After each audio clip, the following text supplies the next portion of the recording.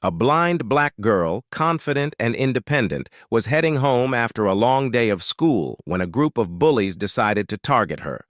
She didn't see them coming, but they saw her, vulnerable, a perfect victim. They mocked her, taunted her, calling her names she had heard too many times before. But what they didn't know was that she wasn't just any girl. She was a skilled black belt in karate. The real question was, what would happen when they pushed her too far? Watch until the end to find out. Wait a second. Tell us where you're watching from in the comments. And don't forget to subscribe for more powerful stories like this. It was just another afternoon for Maya, a 16-year-old black girl, as she walked home from school, her white cane tapping rhythmically against the pavement. Maya had been blind since birth, but she had never let that define her.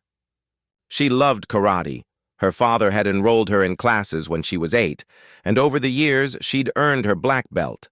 To the world, she was an inspiration, but to some, she was an easy target. The bullies at her school never missed a chance to make fun of her disability. But today felt different. She was used to their taunts, but their voices, sneaking up behind her, filled her with an unfamiliar tension. Little did she know, this time, the game would take a dangerous turn. They had no idea what she was capable of. The bullies circled, Maya, their laughter echoing in the empty street. She could feel the air shift as one of them stepped closer. It was usual for them to throw insults, calling her a blind freak or hopeless. Today, however, their words felt sharper, more venomous. One of the boys, Marcus, grabbed her cane from her hand, yanking it away and tossing it into the street. Maya's heart pounded, but she kept calm.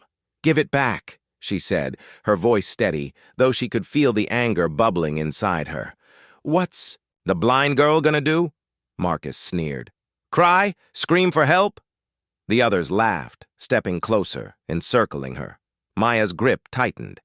She had been through this countless times, but something in her snapped. "You don't know who you're dealing with," she muttered under her breath, her voice low but filled with a quiet intensity. The insults stung, but she had learned to ignore them. What they didn't know was that her disability didn't make her weak. It made her stronger.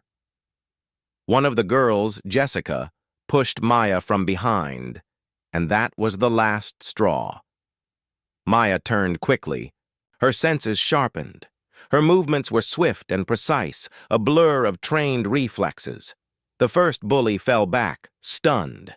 The others hesitated for a split second. It was just enough for Maya to take control.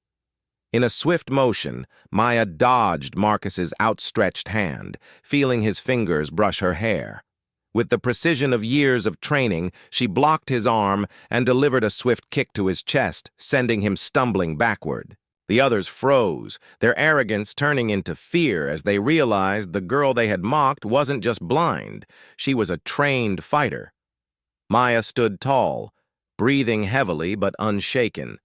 "Think twice before you mess with someone you don't understand," she said, her voice calm yet full of power.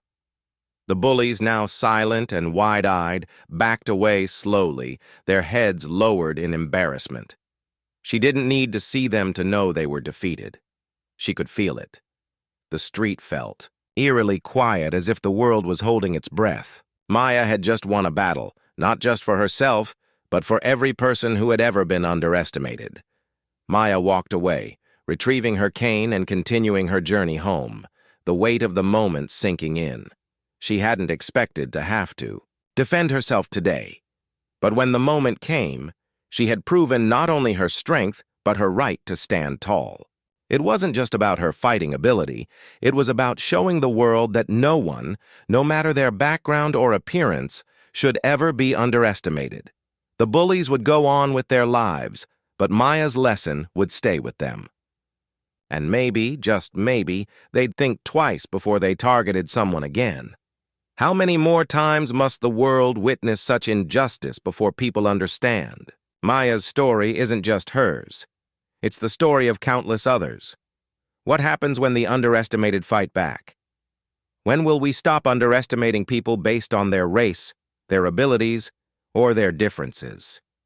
How many more stories like this will it take before equality is more than a seat assignment? Tell me. Where are you watching from? Take care.